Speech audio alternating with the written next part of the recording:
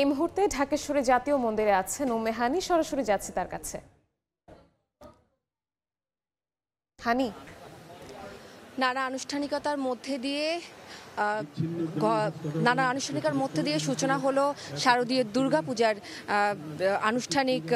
আনুষ্ঠানিক অনুষ্ঠান এবং এখন কিন্তু সকাল থেকে চণ্ডী পাঠ এবং মঙ্গল প্রজ্বলন দিয়ে শুরু হয় আনুষ্ঠানিকতা। এরপর কিন্তু প্রার্থনা গীত, ভক্তি, নৃত্য চলে একে একে। এবং একটু আগেই কিন্তু এখানে ঢাকেশ্বরী মন্দিরের যে বেলতলাটি রয়েছে সেখানে কিন্তু শুরু হয়েছে মহালয়ার ঘট প্রতিস্থাপন পূজা। এবং একটু বলে রাখি যে মহালয়া মানেই তো আসলে পিতৃপক্ষের অবসান আর দেবীপক্ষের সূচনা, সেই অনুযায়ী কিন্তু এই সময়ে আসলে ঘট প্রতিস্থাপন পূজা করা হয়। এবং হিন্দু শাস্ত্র মতে কিন্তু বলে যে ঘট বা কলস আসলে এখানে এক ধরনের প্রতীক হিসেবে দেখানো হয়। যখন ঘট প্রতিস্থাপন করা হয় তখন কিন্তু সেটির মাধ্যমে আসলে এটি বলা হয় যে আসলে ভক্তরা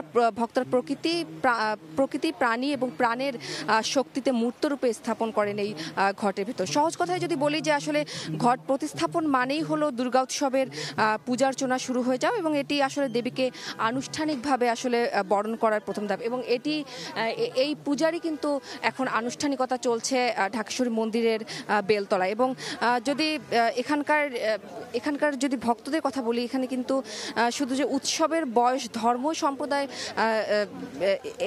এখানে কিন্তু বলি যে উৎসবের বয়স কিন্তু ধর্ম, সম্প্রদায় সব পার্থক্য কিন্তু এখানে মুছে যায়। আসলে ছোট ছোট বাচ্চারা এখানে এসেছেন, তরুণীরা এখানে এসেছেন, এবং প্রবীণরা আসলে নীরবে কিন্তু মন্ত্র পাঠ করছেন, এবং সবার চোখে মুখে এক ধরনের কিন্তু আনন্দ এবং ভক্তি এবং আর প্রত্যাশা কিন্তু আমরা দেখতে পাচ্ছি। এবং যেহেতু দেবী দুর্গার কাছে